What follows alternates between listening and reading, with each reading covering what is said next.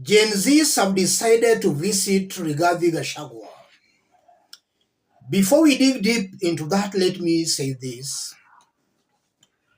In 2022, some Kenyans voted for William Ruto, knowing fully well his background was tainted. Ruto's background was in the public domain, how he started his politics in the early 90s, all the way through to 2007 and to 2022. Ruto's track records were all in the public domain, but Kenyans assumed all those, went ahead and voted for him.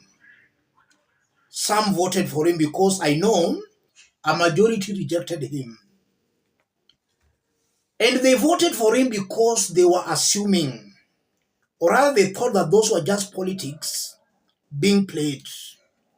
Right now, Ruto is the president, and he has come out as the worst president Kenya has ever had. There is no doubt about that. This one is the worst president Kenya has ever had. In a William Ruto's administration, we are being told corruption is going up, tribalism has gone up, all the ills bedeviling the society have gone up in a William Ruto's administration. And all these things were in the public domain even before 2022 presidential election.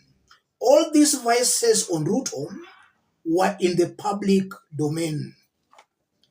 Gen Z now seems to be rectifying that. They are trying to expose some of these politicians now pretending to be listening to the ground. And one such politician is none other than Rigathi Gachagua. There is a letter that has been going viral, being shared widely by Gen Zs. Let's have a look at the letter before we proceed.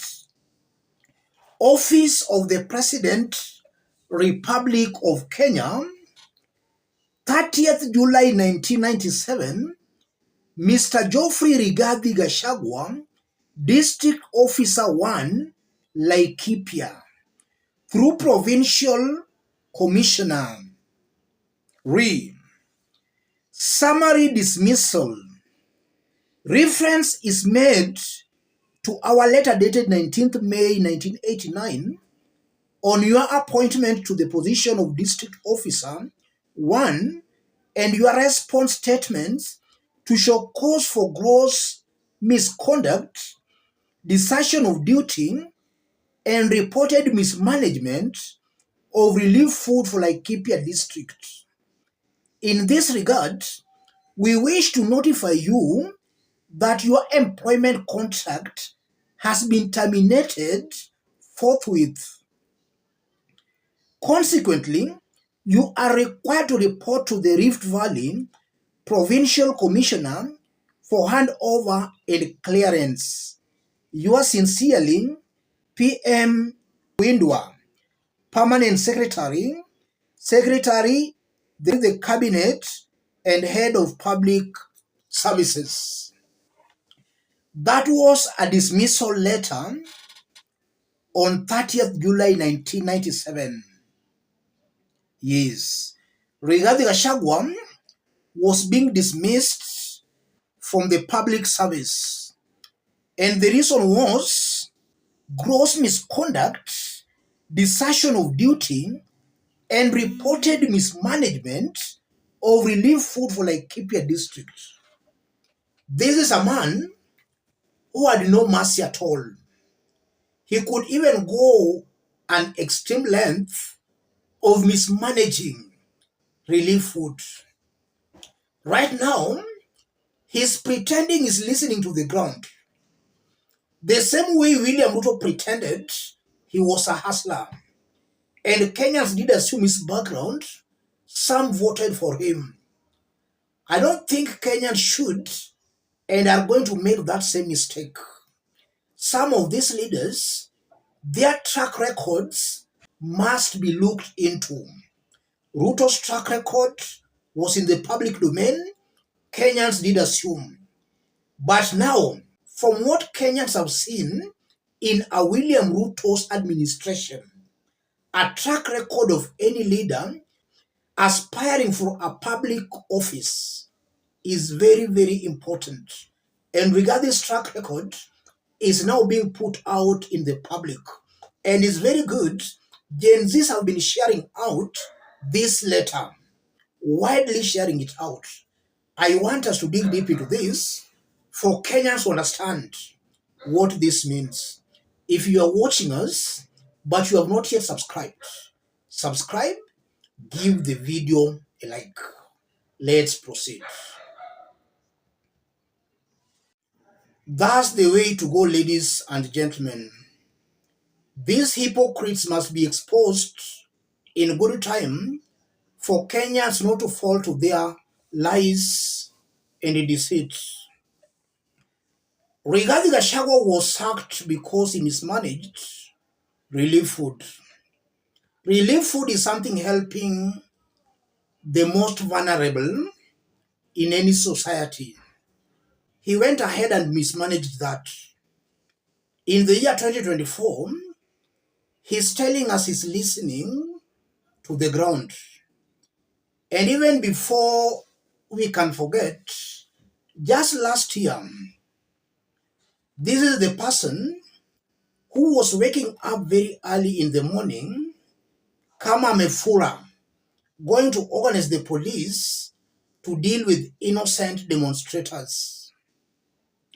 The mountain has been complaining ever since William Ruto took over.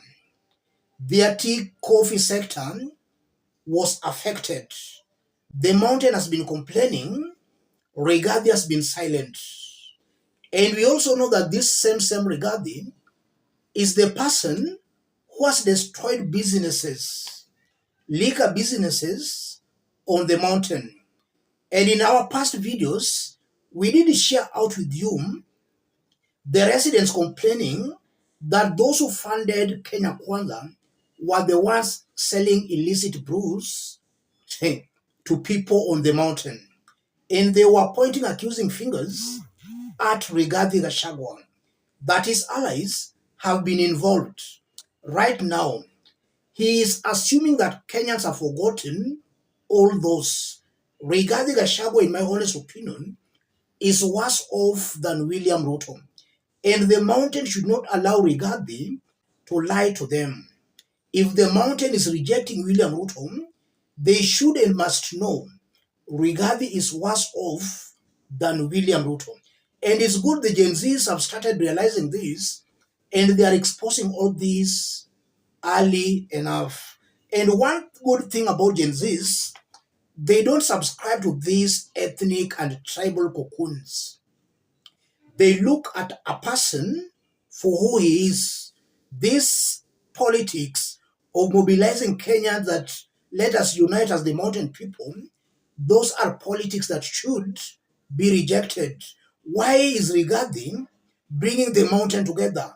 Rigathi is still stuck in the old style of playing politics, where you mobilize your ethnic cocoon and then you use their numbers to suppress them.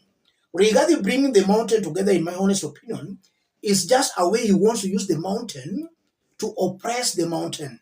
And that's exactly what they did in 2022, where they mobilized the Kalenjin nation and the mountain. They brought these two tribes together and they used their numbers to oppress them.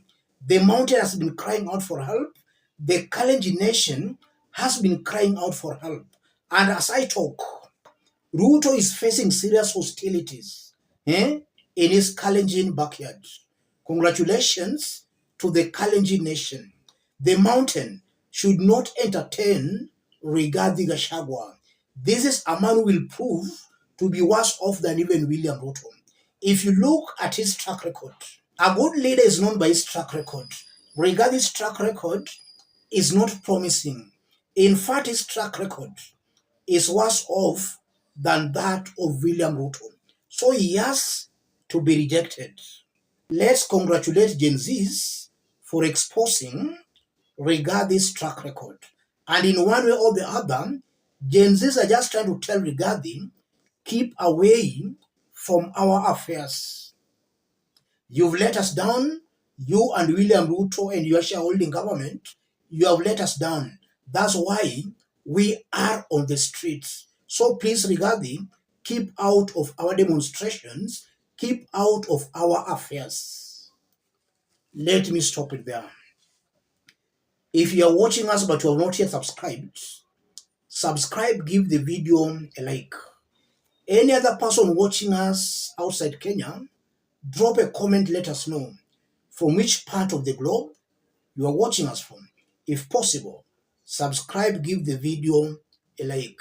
Thank you. God bless you.